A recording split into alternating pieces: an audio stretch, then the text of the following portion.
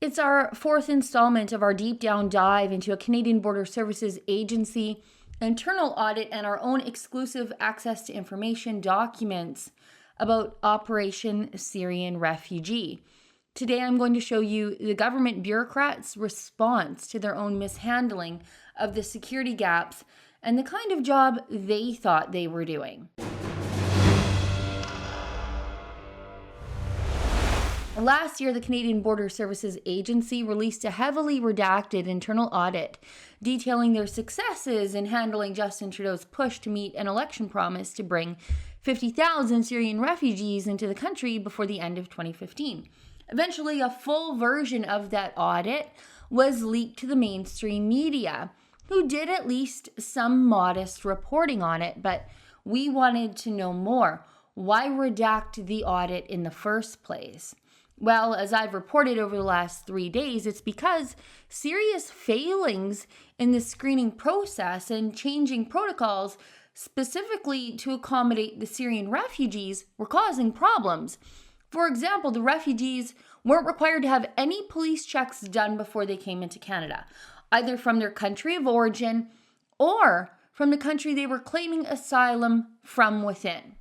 In at least 2 instances, people identified as working voluntarily with armed groups were able to come into Canada. And in at least one case, someone who was not even a Syrian refugee, but rather a Lebanese citizen, was able to claim Syrian refugee status to UN workers in Lebanon. Those same UN workers were also discovered to have only been doing their job of making sure the people walking through their doors actually met the criteria to be refugees at about 60% accuracy, and I'm rounding up. So the bureaucrats got to the business of redacting the documents. This is a list of suggested redactions that came out of the Immigration, Refugees, and Citizenship Canada. They wanted the CBSA's audit to match their own. So they were collaborating, colluding with other bureaucrats to get everybody on the same page and work together to, I guess, keep information away from the Canadian public. You can see here over and over and over again, we would like to discuss, and we would like to discuss, and please remove this statement. But this goes further than just an attempt to redact information from the Canadian public. IRCC would like the CBSA to check their tone and give IRCC credit for detecting problems that the CBSA caught in their audit. Look at this. However, we would appreciate it if you could adjust the tone of the second sentence and adjust the wording to reflect that both departments had a role in detecting the 150 cases. Now, those are 150 cases that had missed a part of the security screening process, and it was detected in that audit. In another series of emails between IRCC and CBSA bureaucrats, they're comparing their work under their own audits. CBSA paragraph sounds a little alarming given the management response. We do not refer to potential risk this way, and we would like to discuss if the tone could be adjusted. Also, perhaps we can discuss if your report would have this paragraph redacted for publication. I also found this little interesting tidbit in there. As part of the audit, it was discovered that refugee families were triaged together, given preference over single males. The IRCC actually pointed this out as a flaw in their system instead of probably one of the really good things that they were doing. The reason this all came about was because the audit found 2 cases of brothers traveling together that had initially been registered as single principal applicants. But according to the IRCC, these brothers were traveling together, and so they should be considered a family.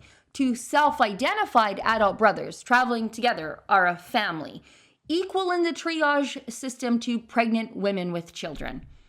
And this policy is further evidenced in this document here, where the internal audit findings sheet said that they did note the department applied the definition of family flexibly to accommodate vulnerable refugees.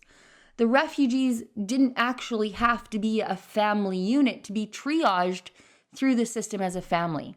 They could just identify as a family to get here faster.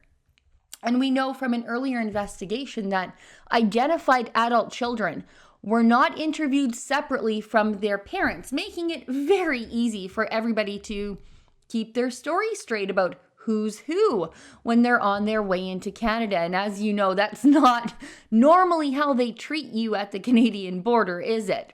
Now, here's another back and forth about those redactions. The person in charge of the audit at Immigration, Refugees, and Citizenship Canada was trying to rush her own bureaucrats into putting the redactions into place. Could you please review and let us know if you are in agreement with the proposed redactions? Please make any changes or additions that you feel are required. Doug and Zaid will forward the request to ATIP as they coordinate the process for audit reports. Would it be possible for you to provide us with your review by Thursday, August 31st? Sorry for the short turnaround. When discussing the success of their redactions amongst themselves, the bureaucrats were getting cocky. Yeah, they actually used that word, cocky. Also getting cocky, how about, we are pleased the audit found, and then they crossed out found and put confirmed, that Syrian applications were processed in accordance with the legislation. The bureaucrats thought that an audit that found 150 Syrian refugee files had not been properly security screened, something to be cocky about, to brag about. And again, we know through earlier investigations that the government weakened the process and weakened the controls for Operation Syrian Refugees so that there was not even a requirement to document that a basic Google search had been done on the refugees. And 39 refugee cases were completely unscreened before they landed on Canadian soil. Completely. Not much for these bureaucrats to be cocky about, is it? When it's your safety at stake. For the Rebel.media, I'm Sheila Gunn Reid. At the Rebel, we just hit a major milestone. We have 1 million YouTube subscribers, so thank you because you made that possible. But that also puts us on the radar of the censors in big tech. But to get around that, you can download our new Rebel mobile app. It's available on the Google Play Store or the Apple App Store. Download it, give it a whirl, and fight back against censorship in big tech.